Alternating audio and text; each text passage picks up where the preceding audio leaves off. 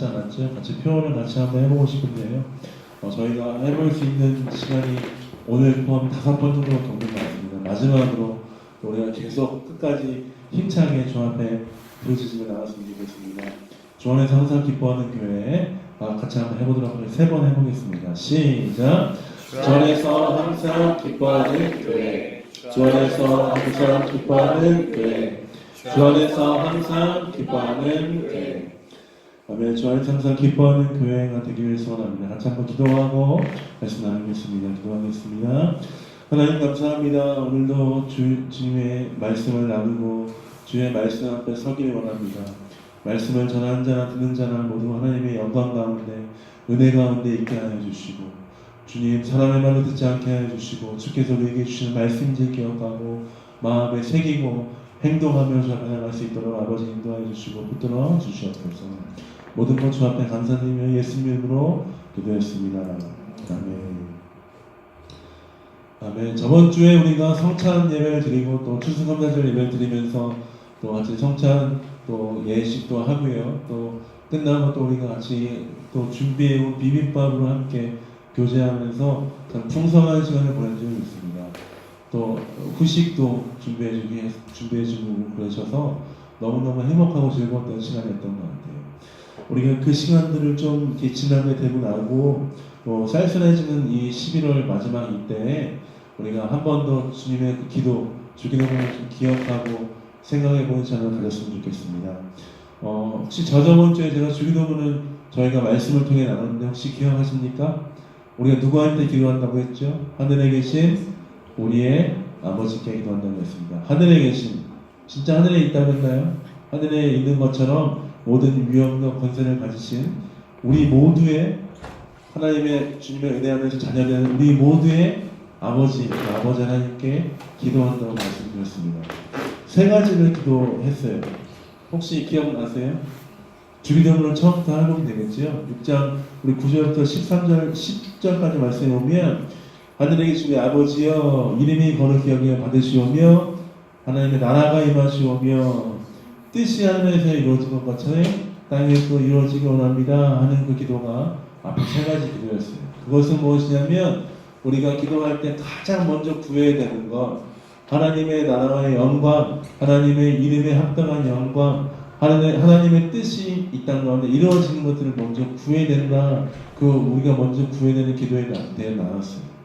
그리고 오늘 우리가 나머지 3가지를 좀 더 나누고 오늘 주기도문을 간략하게 마치려고 합니다. 그것은 무엇이냐면 우리의 삶을 위해서 구해야 되는 기도인 것이죠. 특별히 우리가 기도하고 하나님의 은혜 앞에 나아간다, 우리 삶을 위해 기도한다 할 때 아마 이 오늘 나눈 3가지에 대해서 많이 집중을 하는 부분이 있다고 생각합니다. 우리의 필요를 놓고 기도하고 시험에 들지 않게 기도하고 또 우리가 용서받는 것도 남을 용서하기 위해 기도하는 그 모든 기도가 아마 우리가 평소에 자주 하는 기도일 거예요. 그렇지만 저번 주에 나왔듯이 우리가 먼저 하나님께 기도해야 되는 것은 하나님의 이름에 합당한 영광을 드리는 기도라고 말씀드렸어요. 그러면 우리가 오늘 우리의 삶을 위해서 어떻게 기도해야 될지에 대해서 좀 우리가 나누는 시간을 좀 가졌으면 좋겠습니다. 과연 우리는 어떻게 기도하고 과연 우리는 우리의 삶을 어떻게 돌아보고 살아야 될 것인가 3가지를 좀 나누면 좋겠습니다. 첫 번째는 우리의 모든 필요를 주님께 구하여야 합니다. 11절 말씀 한번 같이 한번 읽어볼까요? 11절 한번 읽어보겠습니다. 시작! 양식을 주시옵고 간략하게 한 번 더 읽어보겠습니다. 시작! 오늘 우리에게 일용할 양식을 주시옵고. 이 말씀 보면 우리에게 일용할 양식을 주시옵고 라고 나와 있어요. 일용할 양식, 영어로 얘기하면 데일리 브레드라고 써 있더라고요. 데일리 브레드. 일용할 양식, 매일매일 먹을 빵, 먹을 것들을 위해 기도하고 우리 삶 가운데 필요한 것들을 위해 기도하겠고 라고 말하고 있어요. 여기 보면 데일리 브레드라고 표현되어 있는 것처럼 하루에 먹을 그 양식을 얘기하는 거예요. 어찌 보면 이 하루에 먹을 양식, 여러분 이 데일리 브레드라는 말을 들었을 때 어떤 것이 좀 떠오르십니까? 아마 이스라엘 백성들이 광야를 지날 때 하나님으로부터 만나를 받았던, 매일매일 만나를 받았던 그 것들을 떠올리실 거예요. 하나님께서 이스라엘 백성이 광야에 40년 광야길을 갈 때 매일 아침마다 일용할 양식을 주셨습니다. 안식일에는 안식일 전에 2배 주셨죠. 일용 양식 2배 더블로 주셨어요. 그리고 주일 안식일을 온전히 지키도록 하셨어요. 이스라엘 백성이 40년 동안 그 긴 세월 동안 광야를 지나가면서 신발 하나 헤어지지 않고 굶주린 적이 없었던 것은 하나님께서 일용할 양식을 매번 공급하셨기 때문인 줄 믿습니다. 그 이스라엘 백성들이 가나안에 들어가고 가나안에 들어간 그 다음 날부터 어떻게 됐죠? 우리가 여호수아에서 말씀을 봤던 걸 기억하십니까? 만나가 그쳤어요. 그리고 그 땅에 소출을 먹었다고 하고 있습니다.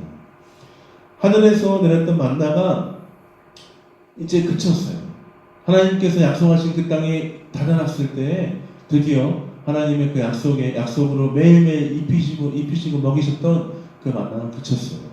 이스라엘 백성들이 광야 생활을 하면서 이스라엘 백성들은 매일 하늘을 쳐다볼 수밖에 없었을 것 같습니다.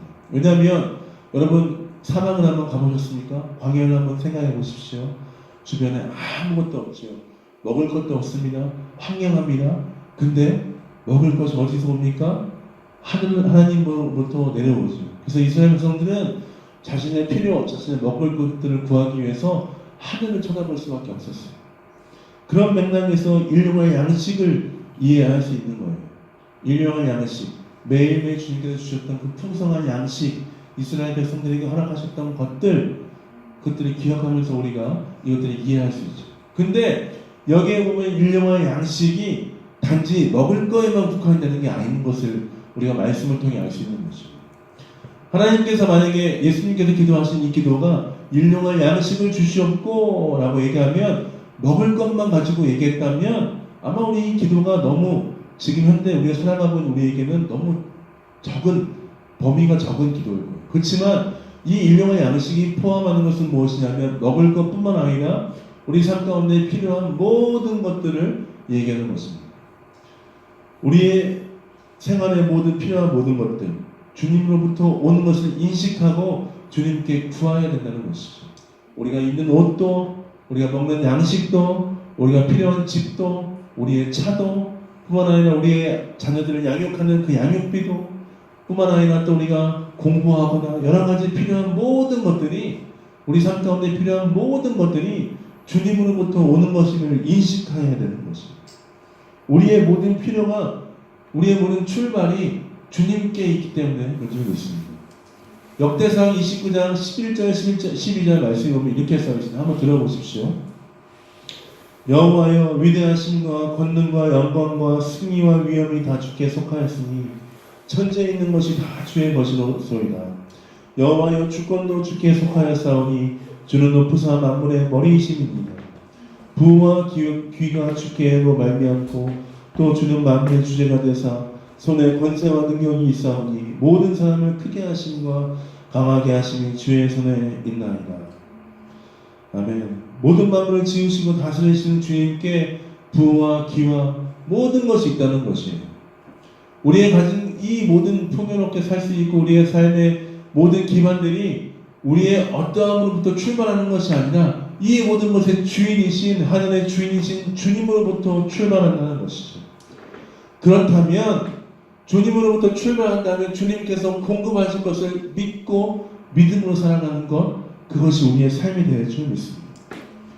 여기에 중요한 포인트가 있다면 우리의 일용할 양식을 구할 때 우리의 초점이 단지 일용할 양식에만 있으면 되는 게 아닌 거예요. 우리의 초점이 하나님, 기도할 때 하나님, 우리의 집이 필요합니다. 하나님, 돈이 필요합니다. 하나님, 옷이 필요합니다. 하나님, 전자기기가 필요합니다. 하나님, 무엇이 필요해요? 하나님 주셨구나. 하나님 주신 것에만 우리가 초점을 두는 게 아닌 것이죠. 나에게 어떠한 재화가 생긴 것에 우리의 초점을 두는 것이 아니에요. 이것들을 주시고 이것들을 공급하시고 이것들을 우리에게 풍성하게 넘치게 하실 주님께 우리의 눈을 돌려야 되는 것이죠.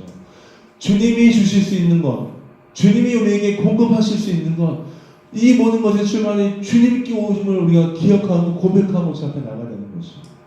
그래서 우리가 기도함으로 우리의 것들이 생겼다면 그것들을 주신 주 앞에 감사하며 찬양하는 것, 그것이 마땅한 우리의 삶의 태도가 되어 줄 믿습니다.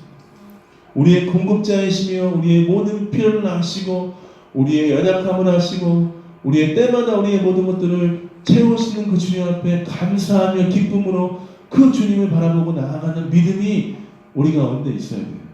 그와 함께 우리에게 필요한 것이 있다면 자족하는 마음이죠. 하나님이 주신 것에 대해서 감사하고 기뻐하고 만족하는 마음을 가져야 돼요. 사실 사람이라는 것이 참 간사합니다. 우리에게 필요한 무엇인가 생기기 시작하면 그 다음 것들을 구하기 시작해요. 우리에게 필요한 모든 것들이 하나님께서 주신 것들이 채워지기 시작하면 이 다음에 모든 것들, 다른 것들을 위해서 더 노력하죠. 사실 제가 저번 주에 사실 제가 만드는 거 이런 걸 잘 못하는 사람이에요. 사실 어렸을 때 글라이더인가요? 이렇게 만드는 그런 게 있었는데 저는 학교에 갔을 때 한 번도 그것을 만들어 가서 한 적이 없었습니다. 숙제로 선생님이 만들어 오라고 하면 제가 자연스럽게 아버지께 말씀드렸어요. 아빠, 제가 이거를 못 만들어요. 고무 동력기 좀 만들어주세요. 이런 사람이었어요. 제가 무슨 용기가 생겼는지 유튜브를 보다가 저희 집에 아이패드가 깨졌는데 저 깨진 거를 한번 고쳐보고 있을 수 있다는 마음이 들었어요. 그래서 열심히 유튜브를 열심히 제가 한 3주 동안 제가 열심히 유튜브를 탐독한 다음에 이 모든 것들 숙지하고 아마존에 그 앞에 액정을 구입을 했어요. 그리고 저번 주에 액정을 하나하나씩 유리 조각을 떼어내고 액정을 딱 했습니다. 어떻게 됐을까요? 안 됐어요. 너무 힘든 거예요, 마음이. 이거 될 줄 알았거든요. 너무너무 쉬워 보였거든요. 안 됐어요. 그래서 제가 그래, 그러면 한국의 친구들을 통해서 이 중고 물품을 잘 사는 친구가 있거든요. 그래서 그 친구한테 생각했어요. 이거 아이패드를 중고를 10만 원짜리를 얘한테 좀 부탁을 해야 되겠다 하고 생각하고 마음을 굳게 먹고 이러고 있었는데 오늘 아침에 한번 딱 켰어요. 켰는데 되는 거예요. 그런데 너무 이상한 거예요. 제가 새로운 아이패드를 기억하고 막 그것들을 사겠다고 마음을 먹고 나서부터는 이것들을 신경 쓰지 않고 있다가 제가 사실 그거 고쳐지기를 위해 좀 기도를 했었거든요. 주님이 제 기도를 너무 잘 들으셨나 봐요. 고쳐졌어요. 근데요, 저는 아침에 무슨 생각이 들었는지 아십니까? 고쳐진 건 고쳐진 거고 새로운 게 하나 생겼으면 좋겠네. 욕심이 들어오더라고요. 사람이란 것이 이래요. 제 얘기했지만 사람이란 것이 이거죠. 우리에게 필요한 무엇인가가 생기기 시작하면 그 필요한 것 너머를 보는 것이 우리 인생인 거예요. 하나님 우리에게 주신 것에 감사하고 그 주님 앞에 영광을 돌리기보다 나에게 필요한 것들을 더 끌어모으려고 하는 것이 우리의 인생, 우리 본성이라는 것이죠. 그렇지만 사도 바울이 얘기했던 것처럼 우리는 어떠한 형편이든지 자족하기를 배워야 되는 사람들인 것이죠. 주께서 주신 것들을 기억하고 주께서 우리의 삶에 맞게 공급하심을 기억하고 그 주님의 은혜 앞에 있어야 되는 것입니다. 우리의 필요를 잘 아시고 넉넉히 채우시는 그 주님 앞에 기도하는 것이죠. 오늘 우리에게 일용할 양식을 주시옵고 하나님 나의 모든 필요를 아시는 주님, 나의 모든 것이 주님으로부터 오는 것을 기억합니다. 주께서 공급하심을 믿습니다. 주의 은혜 앞에 우리의 모든 것을 맡깁니다. 주의 손에 우리의 삶을 드립니다. 그렇게 고백하며 기도하는 여러분 되시길 축복드립니다. 두 번째는 우리가 주기도문, 우리가 구해야 되는 기도가 있다면, 우리의 삶을 위해 구해야 되는 기도가 있다면 우리의 죄 용서를 위해서 간구해야 된다는 것입니다. 12절 말씀 같이 한번 읽어볼까요? 12절 말씀 읽어보겠습니다. 시작! 우리가 우리에게 죄 지은 자를 사하여 준 것 같이 우리 죄를 사하여 주시옵고. 우리가 구해야 될 기도, 바로 두 번째 기도는 그것은 무엇이냐면 바로 죄 용서를 구하는 기도입니다. 이 부분에, 이 기도에 큰 전제가 있다면 바로 이것이 무엇이냐면 우리가 죄인이라는 전제를 깔고 가는 것이죠. 모든 사람이 죄를 범하였으며 하나님의 영광에 이르지 못한다는 로마서에 있는 그 고백이 우리의 삶의 고백임을 깨닫고 죄의 용서를 위해 간구하며 주 앞에 나아가야 되는 것입니다. 사실 죄 용서받는 것은 사실 그냥 받는 것이 아닙니다. 그리스도인으로 예수님을 믿으면 우리가 죄 용서를 그냥 받는 것이 아니죠. 예수님을 그냥 알고 예수님이 누군지 그냥 아는 것으로 죄 용서를 받는 것이 아니에요. 죄 용서를 받는 것에는 분명한 근거, 확실한 근거가 있어야 돼요. 죄 용서를 받는 확실한 근거가 무엇입니까? 바로 예수님의 보혈인 줄 믿습니다. 우리에게는 아무 능력이 없고 우리에게는 아무 힘이 없지만 나무에 달려 돌아가신 예수님의 보혈로 말미암아 우리의 모든 죄가 씻겨지고 흰 눈과 같이 정결케 됨을 믿고 의지함으로 우리가 예수님의 보혈을 의지함으로 그것에 근거하여 우리가 죄인에서 의인으로 부름받았음을 인식하고 나아가는 것이 우리의 삶에 필요한 줄 믿습니다. 우리의 기분 따라 우리가 용서받는 것이 아니죠. 마치 세상 법정에도 근거가 필요합니다. 세상 법정에도 어떠한 판결을 낼 때 근거가 필요해요. 여러분 요즘에 많은 재판과 많은 판결을 볼 때 만약에 판결을 내는 사람이 재판관이 판사가 자기의 기분이 좋아서 자기의 기분이 슬퍼서 아파서 힘들어서 아무렇게나 자기 기분대로 판결을 내면 어떻게 됩니까? 난리가 납니다. 뉴스에 나오고 신문에 나오고 인터넷에 나오고 많은 사람들이 얘기하죠. 그 판결 이상하다. 그거 그렇게 하면 안 되는데 무슨 근거에서 그렇게 했냐. 아무런 근거 없이 하는 그거 이상하지 않냐. 헌법에 따라서 법에 따라서 법의 질서에 따라서 해야 되지 않겠냐라고 얘기를 하죠. 확실한 근거가 무엇입니까? 바로 법이라는 것이죠. 마찬가지입니다. 우리 삶에 확실한 죄 용서를 받는 근거가 무엇입니까? 바로 예수 그리스도의 십자가의 보혈로 말미암아 가능한 것이죠. 우리가 예수님의 십자가의 보혈로 구원을 받고 죄 사함을 받았다면 우리의 삶이 그 은혜 가운데 나아가게 됐다면 그렇다면 우리가 12절의 말씀이 나와 있는 것처럼 할 수 있는 것이죠. 우리에게 죄 지은 자를 사하여 준 것 같이 우리가 그렇게 나아갈 수 있는 것입니다. 왜냐하면 우리가 예수님으로부터 큰 죄를 용서받은 사람이기 때문에 그런 줄 믿습니다. 우리의 잘남과 부와 명예 때문이 아니라 우리의 외모를 보고 우리가 구원받은 게 아니고 예수의 보혈로 구원받았기 때문에 우리가 우리의 삶에서 용서하며 주의 은혜를 가지고 실천을 하며 살아갈 수 있는 것이죠. 우리에게 있는 대제사장은 우리의 연약함을 동정하지 못하시니가 아니요 우리의 모든 일에 의하여 똑같이 시험을 받으신 이르되 죄가 없으시니라 하는 이 말씀을 기억하는 것이죠. 이 모든 죄를 사하기 위하여 죄가 없으신 예수 그리스도께서 십자가에 달려 돌아가신 것처럼 그 예수의 마음을 가지고 예수님의 마음을 가지고 우리 삶 가운데 우리가 함께하는 이웃들 가운데 우리가 함께하는 자녀에게 우리가 함께하는 사람들에게 그 예수님의 사랑을 전하면서 죄를 용서하며 서로를 사랑하며 살아갈 수 있는 것입니다. 우리가 그렇게 살아갈 때 우리의 삶을 통하여서 우리의 이웃들이 예수 그리스도가 누군지 알게 되겠죠. 우리의 삶의 연약함에 있음에도 불구하고 용서하고 서로 사랑하는 그 모습을 통해서 우리의 모습이 어떠한 모습인지를 깨닫게 하기 위해서 많은 사람들이 주 앞에 돌아올 역사가 있게 되는 것입니다. 때로는 나의 힘들게 하는 누군가를 만났을 때 내가 용서하지 못할 만한 사람들이 있음에도 불구하고 예수님의 그 마음을 가지고 일만나는 때 빚진 자의 마음을 가지고 우리가 주 앞에 나아가며 용서하며 우리의 삶 가운데 기도하는 마음으로 삶을 살아가기를 결정하며 나아가는 것입니다.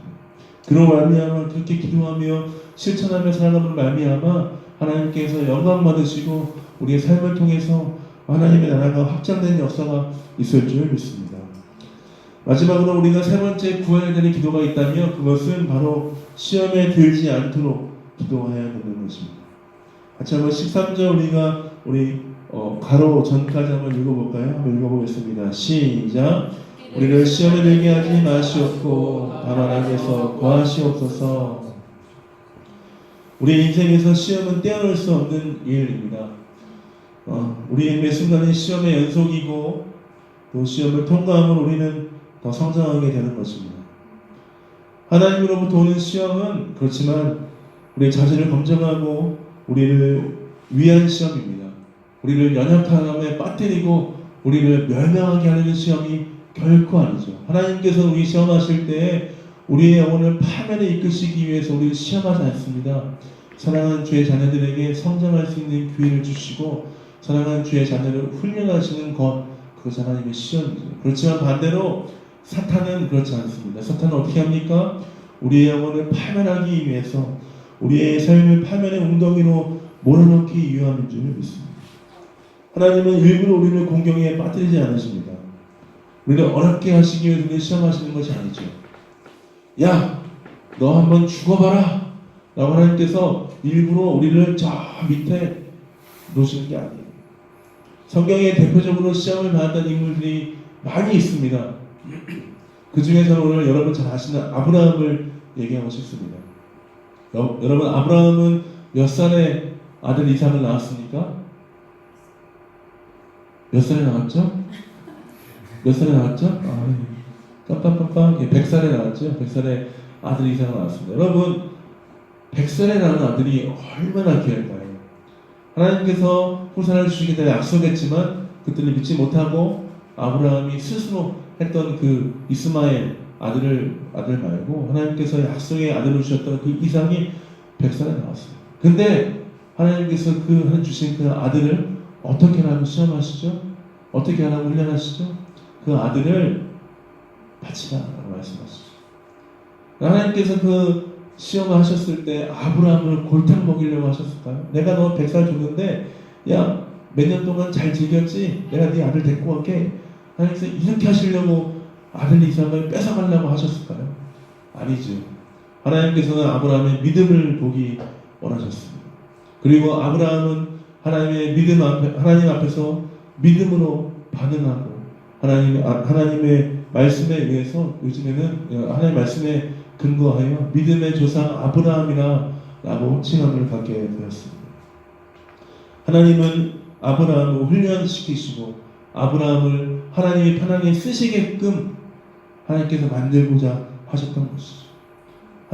주님은 통의장이시고 우리는 진흙인 것입니다. 하나님 우리를 훈련시키기 원하십니다. 하나님의 손에 편하게 하나님이 말씀하실 때 하나님 적재적소에 사용받게 하기 위해서 우리를 만들어가고 계시죠. 제가 2000년도 초반에 하나님께서 훈련을 할 때 제 삶 가운데 깎여야 될 것이 너무나 많았습니다. 저는 마치 직사각형으로 된 그릇 같은 사람이었어요. 얼마나 깎을 게 많은지 깎아도 다듬어지지 않는 제 자신을 보면서 너무 힘들었어요. 근데 하루는 교회에서 있는 잡지를 보다가 깜짝 놀랐어요. 뭐라고 나왔냐면 그 책 제목이 그건 것 같아요. 큰 그릇은 오래 빚는다. 이야, 내가 등치가 커서 그런가 하나님이 나를 오래 시험하시네, 오래 훈련시키시네. 계속 하나님이 저를 깎아가시네요. 깎고 지금도 여전히 깎아낼 부분이 많이 있습니다. 하나님께서 왜 그렇게 하실까요? 하나님께서 쓰시기 편하게 하시기 위해서 계속 깎고 있죠. 그리고 하나님께서 쓰시기 편한 그것들을 만들어가기 위해서 이렇게 계속해서 하나님께서 훈련시키고 있는 것입니다. 하나님께서 우리를 파멸의 웅덩이로 우리를 버리시기 위해서 훈련시키시는 게 아니죠. 하나님 우리를 사용하기 원하시고 하나님 뜻대로 이루기 원하셔서 우리 계속 다듬어가고 있는 점이 있습니다. 사랑하는 성도 여러분, 여러분 삶 가운데 하나님의 훈련 가운데 나아가고 있는 분이 있습니까? 하나님께서 왜 나를 이토록 계속 깎고 나를 다듬고 나를 힘들게 하고 나로 하여금 따라가기 버겁게 만드냐라고 불평하고 어려움을 갖고 있는 분이 있으십니까? 하나님께서 계속 다듬고 하나님께서 쓰기 편하시도록 계속해서 여러분들을 만들어 가신 줄 믿습니다. 그러나 사단은 다릅니다. 사단은 우리에게 계속해서 다가오고 손짓하고 있습니다. 사단의 끌어당김이 너무나 강력하기 때문입니다. 사단은 우리를 하나님의 훈련과는 반대로 우리를 파멸의 웅덩이로 끌어당기고 있죠. 우리를 전쟁터 가운데 초청하고 있습니다. 그리고 우리를 계속해서 몰아넣고 있습니다. 우리가 이때 기도해야 되는 것이 무엇이냐면 하나님, 그 모든 시험으로부터 우리를 구해 주십시오. 하나님, 사단의 시험에 들지 않도록 우리를 붙들어 주십시오. 간구하며 주 앞에 나갈 것입니다. 사랑하는 성도 여러분, 우리 삶 가운데 사단의 시험과 사단의 그 모든 꾀임은 너무나 강력하게 우리에게 찾아와요. 그렇기 때문에 우리는 깨어 기도하고 주 앞에 나가야 되는 것입니다. 기도하지 않으면 우리에게 버틸 만한 용기와 버틸 만한 힘이 없기 때문에 있습니다. 우리 예배 초반에 말씀을 나눴습니다. 기도 외에는 이런 종교가 나갈 수 없다 말씀드렸죠. 예수님께서 이렇게 말씀하시고 도전하셨습니다. 우리 삶 가운데 하나님으로부터 오는 은혜를 가지고 그 힘을 가지고 능력을 가지고 살아갈 수 있는 힘 어디로 나옵니까? 바로 기도를 통해 나오는 것이죠. 우리의 일상에 말로 표현할 수 없지만 수많은 시험거리가 있습니다. 때로는 하나님으로부터 오는 훈련이 있을 때 너무 감사한 일이지만 우리 삶 가운데 우리의 삶의 연약함과 감정과 이 모든 것들을 건드리며 우리를 힘들게 하는 그 사단의 시험은 걱정거리입니다. 그때만 우리는 어떻게 됩니까? 깨어 기도하며 주의 은혜를 구하며 나아가야 될 줄을 믿습니다. 사단의 시험이 우리에게 몰려올 때 그 시험부터 어떻게 나아갑니까? 이 모든 것들을 이기시고 승리하실 주님을 바라보며 주 앞에 기도하며 나아감으로 우리가 승리할 것들을 기대하며 주 앞에 나아가야 될 줄 믿습니다. 매일 기도함으로 승리하며 나아가신 여러분 되시길 축복드립니다. 우리가 기도 세 가지를 나눴습니다. 그리고 주기도문은 이렇게 마무리하고 있습니다. 나라와 권세와 영광이 아버지께 있사옵나이다. 아멘.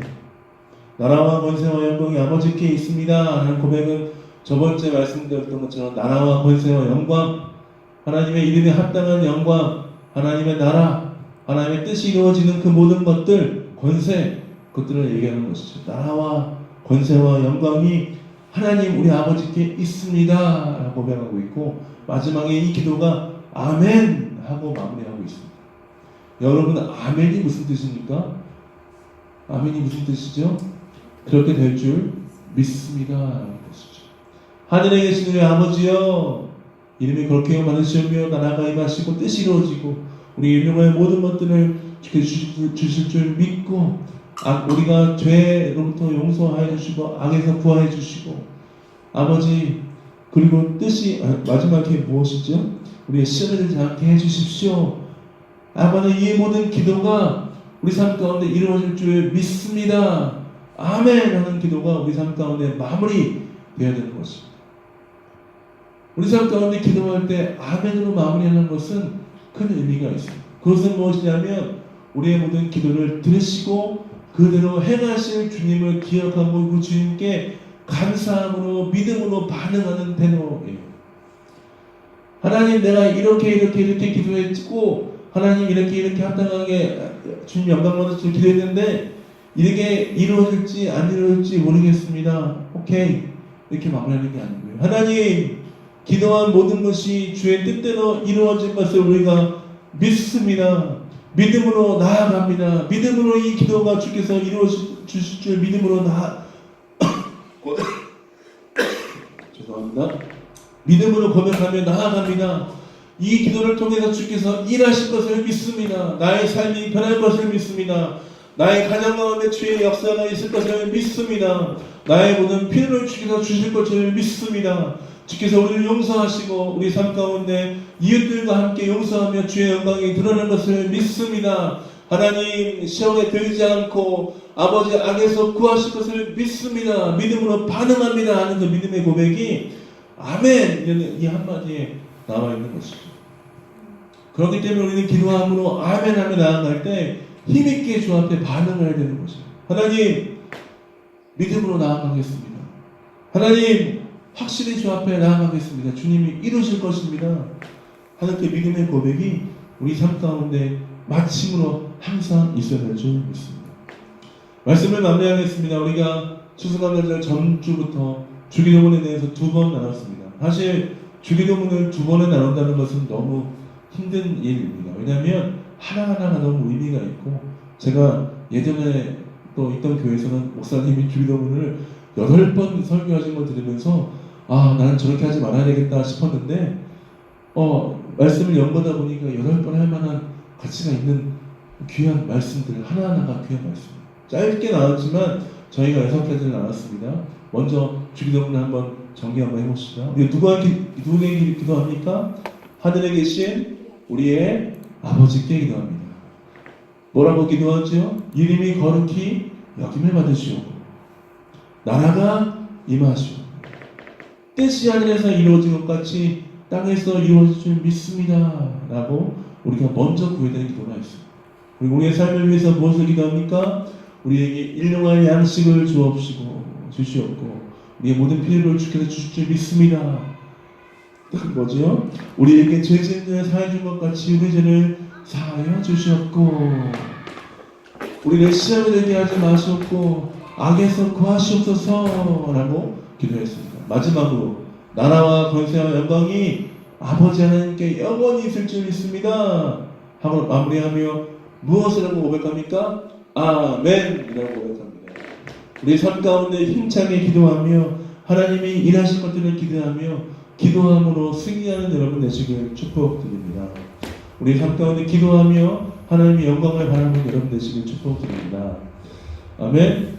같이 한번 기도하고 마무리할까요?